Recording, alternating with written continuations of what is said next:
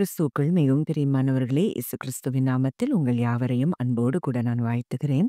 இந்த நாளிலும் தேவன் நம்மோடு கூட இடைப்படுகின்ற வார்த்தை சகரியா 2ஆம் அதிகாரம் 8ஆம் வசனம். உங்களைத் தொடுகிறவன் அவருடைய கண்மணியை தொடுகிறான். ஆம், இந்த வார்த்தையின் மூலம் தேவன் இன்றைக்கு உங்கள் ஒவ்வொருவரோடும் உங்க மேல அவர் வைத்திருக்கிற அன்பை அவர் வெளிப்படுத்த விரும்புகிறார். அப்போ இந்த வார்த்தை எதை சொல்லுகிறது அப்படின்னு சொல்லி நம்ம பார்த்தோன்னே, இது ஒரு தரிசனமா இருக்கிறது.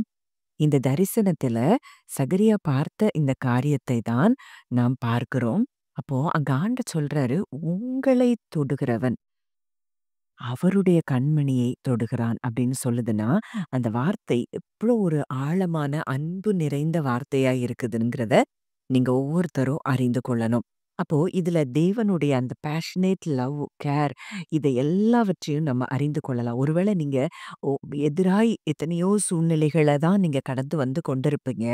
ஆனா ஆண்டவர் சொல்றாரு, அவருடைய கண்மணிய போல நீங்க இருக்கிறபடியினால, ஒரு சேதமும் உங்களை அணுக முடியாது. ஒன்றும் உங்களுக்கு எதிராய் நேரிட முடியாது. ஒருவேளை சூழ்நிலைகள் வேணா அப்படி இருக்கலாம். நிச்சயமா அந்த சூழ்நிலைகள் நிஜம் அல்ல. உங்களை கண்மணியைப் போல காக்கிற ஒரு தேவன் உங்களை காத்து, உங்களை எல்லா விதத்திலும் அவர் அதை தப்ப பண்ணுவார் அப்படிங்கிறதுல தான் உண்மையான அந்த தேவனுடைய அன்பை நம்ம பார்க்க முடிகிறது. அப்போ இது ஒருவேள இன்னைக்கு உங்களுக்கு எதிரான சூழ்நிலைகள், எதிரான மனிதருடைய வார்த்தைகள், இது எது இருந்தாலும், இந்த வார்த்தை இந்த வார்த்தையின் மூலம் நம்ம எத அறிந்து கொள்ளலாம்னா, நம்ம போற சூழ்நிலைகள், நம்மளுடைய எல்லா ஸ்ட்ரகிள்ஸையும் தேவன் அறிந்திருக்கிறார். ஒருவேளை நீங்க இந்த நாட்கள்ல அதெல்லாம் தேவன் பார்க்கிறாரா இல்லையா? அவர் கேட்கிறாரா இல்லையா? ஏன் என் கஷ்டம் அவருக்கு புரியல? அப்படின்னு சொல்லி நீங்க நினைக்கலாம். இந்த வார்த்தை நமக்கு கொடுக்கிற உறுதி என்னன்னா, அவர் நம்முடைய எல்லா விதமான சூழ்நிலைகளையும், யுத்தங்களையும், போராட்டங்களையும் அவர் பார்க்கிறார் அப்படிங்கிறது தான் இந்த வார்த்தை நமக்கு சொல்லுகிற உண்மையா இருக்கிறது. மேலும் பார்க்கிறோம் கண்மணி. அப்போ ஒரு கண்ணை இமை காப்பது போல் அப்படின்னு நம்ம சொல்றோம். ஒரு கண் அந்த கண் அந்த உள்ள ஆப்பிள் ஆஃப் ஹிஸ் ஐன்னு சொல்லும்போது, ஒருவேளை அந்த கண்ணுக்கு பக்கத்துல நம்ம கொண்டு போயிட்டோம், நம்ம விரலையோ எது நம்ம கண்ணுக்கு பக்கத்துல வந்தாலும், அந்த இமை ஆட்டோமேட்டிக்கா நமக்கு என்ன செஞ்சது? மூடிக்கொள்ளுது. அதுபோல தான் இன்றைக்கு தேவன் நம்மையும் பாதுகாக்கிறார் அப்படிங்கிறத நீங்க அறிந்து கொண்டீங்கன்னா, இன்றைக்கு நீங்க போகிற அந்த காரியங்கள் நிஜம் அல்ல அப்படிங்கிறத நீங்க அறிந்து கொள்வீங்க. அதிநிமித்தம் நீங்கள் ஜெயத்தையும் பெற்றுக்கொள்வீர்கள். தாவீதுக்கு அப்படிதான் எத்தனையோ யுத்தங்கள் அவனுடைய வாழ்க்கையில வந்தது. ஆனா, எல்லாவற்றிலேயும் கர்த்தர் என் வெளிச்சமானவர். அவர் என் ஜீவனுக்கு பலன். நான் யாருக்கு பயப்படுவேன்? தேவன் என் பட்சத்தில் இருந்தால் எனக்கு விரோதமாய் இருப்பவன் யார்? அப்படின்னு சொல்லி, அங்க தேவன் தன்னை பாதுகாக்கிறத அவன் பெர்சனலைஸ் பண்ணி பார்க்கிறத பார்க்கிறோம். சங்கீதம் 139ல பார்க்கிறோம். நான் விடியற்காலத்து செட்டைகள் எடுத்து சமுத்திரத்தின் கடையாந்தரங்களிலே போய் தங்கினாலும், நீர் அங்கேயும் இருக்கிறீர். உமது கை என்னை நடத்தும்.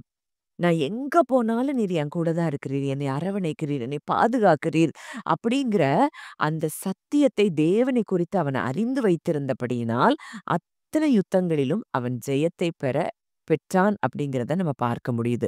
அப்போ இன்றைக்கு உங்க சூழ்நிலைகள் என்ன? நீங்களும் சொல்லுங்க. அறிக்கை பண்ணுங்க. என்னோடு கூட தேவன் இருக்கிறார். அவர் சொல்றாரு, "நான் உன்னோடு கூட இருக்கிறேன். உனக்கு தீங்கு செய்யும்படி ஒருவனும் உன்மேல் கை போடுவதில்லை." யாரும் போட முடியாது. அவர் அனுமதிக்க மாட்டார். ஒருவேளை சூழ்நிலைகள் இப்போ எதிரா இருக்கலாம். அதனால அது நிஜம் அப்படிங்கிறத நீங்க பார்க்கக்கூடாது. அங்க தாவீதுக்கும் சவுல் மூலமா அத்தனை எல்லாமே எதிரடையா தான் இருந்தது. ஆனா தாவீது எதை பார்த்தார்? அப்போ நம்ம அப்படி பார்க்க வேண்டும் என்று சொல்லி இன்றைக்கு தேவன் நமக்கு கற்றுக் கொடுக்கிறார். ஏன்னா, நான் உன்னைய கண்மணிய போல பாதுகாக்கிறேன்னு சொல்லி, இன்றைக்கு ஆண்டவர் நம்ம கூட இடைப்படுகிறத நம்ம பார்க்கிறோம். உபாகமம் 32 அ 9, 10ல பார்க்கிறோம். கர்த்தருடைய ஜனமே அவருடைய பங்கு, யாக்கோபு அவருடைய சுதந்திர வீதம். பாழான நிலத்திலும், ஊளையிடுதல் உள்ள வெறுமையான அவாந்தர வெளியிலும் அவர் அவனை கண்டுபிடித்தார், அவனை நடத்தினார், அவனை உணர்த்தினார், அவனை தமது கண்மணியைப் போல காத்தருளினார். எங்கேயாவது இஸ்ரவேல் ஜனங்கள தேவன் கைவிட்டான்னு சொல்லி நம்ம பார்க்கவே முடியாது. எகிப்திலிருந்து அவங்க கானானுக்கு வருகிற வரைக்கும் ஆண்டவர் அவர்களை அற்புதமாக நடத்தினார். ஒருவேளை அவங்க தான் அவிசுவாசத்து நிமித்தம் பின்வாங்கி சில காரியங்கள்ல தாமதமாச்சே தவிர, தேவன் அவர்களை கைவிடாதபடி அவங்க அங்க கானான் தேசத்துக்கு வர்ற வரைக்கும் அவங்களுக்கு உணவு கொடுத்து, இறைச்சி கொடுத்து, தண்ணி கொடுத்து, அவங்களுக்கு எதிராய் வந்த எல்லா சூழ்நிலைகளையும், போராட்டங்களையும் அவர் முறியடித்து அவ்ளோ அழகா நடத்தி கொண்டு வந்தத நம்ம பார்க்கிறோம். அதே தேவன தானே இன்றைக்கு நாமும் ஆராதிக்கிறோம். பகல்ல மேகஸ்தம்பம், இரவுல அக்கினி ஸ்தம்பம், அங்க செங்கடலை 2ஆய் பிளந்து, அங்க பின்தொரத்தி கொண்டு வந்த அந்த பார்வோன் சேனைகள் அதுல முங்கச் செய்ததையும் நம்ம பார்க்கிறோம். அப்போ இத்தனை பெரிய தேவன். ஏன்னா, இன்றைக்கு கர்த்தருடைய ஜனம் அப்படின்னு சொல்லிட்டோம்னா, அவர் பாதுகாக்கிறார். அதுதான் சத்தியம். நம்ம பேதுருல கூட பார்க்கிறோம். அவருக்கு சொந்த ஜனமாயும் இருக்கிறீர்கள். அப்ப இன்னைக்கு நம்ம அவருக்கு சொந்த ஜனமாயிட்டோம்னா, நம்மை பாதுகாப்பதும், நம்மை விடுவிப்பதும் அது அவர் வேல. நம்ம இளைப்பாறுதல அவரை மாத்திரமே காண்பது மாத்திரம் தான் நமக்கு வேலையா இருக்குது. நம்ம சவுல குறிச்சு கூட புதிய ஏற்பாட்டுல நம்ம பவுல குறிச்சு பார்க்கும்போது அங்க தேவன் சொல்றார், அவர் சவுல் சபைய தான் கிறிஸ்துவை ஏற்றுக்கொண்டவர்களை துன்புறுத்தி, சபையை துன்புறுத்திக் கொண்டிருந்தார். அப்ப தேவன் சொன்ன ஒரே ஒரு வார்த்தை, "சவுலே, சவுலே, நீ ஏன் என்னை துன்பப்படுத்துகிறாய்?" என் ஜனங்களன்னு கூட சொல்லல. ஏன் என்ன துன்பப்படுத்துற? எவ்ளோ தூரத்துக்கு நம்மை அவர் இன்க்ளூட் பண்ணியிருக்கிறார் அவருக்குள்ள.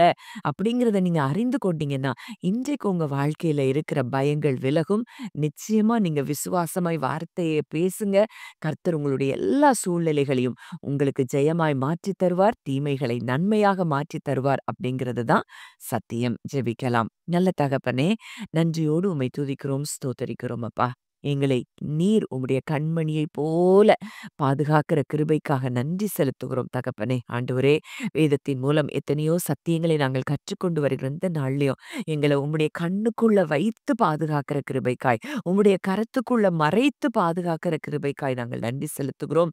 எங்களையோ, எங்கள் குடும்பங்களையோ ஒன்றும் ஒரு காலும் சேதப்படுத்த முடியாது. எங்க கிட்டயே அது நெருங்க முடியாத அளவுக்கு தேவன் அப்பா எங்களை பாதுகாக்கிறபடியினால் நன்றி செலுத்துகிறோம் தகப்பனே. கேட்ட வார்த்தையின்படி கர்த்தர் ஒவ்வொருவரையும் ஆசீர்வதிக்கிறதற்காக நன்றி செலுத்துகிறோம். இயேசுவின் மூலம் கேட்கிறோம் ஜீவனுள்ள நல்ல பிதாவே. ஆமென்.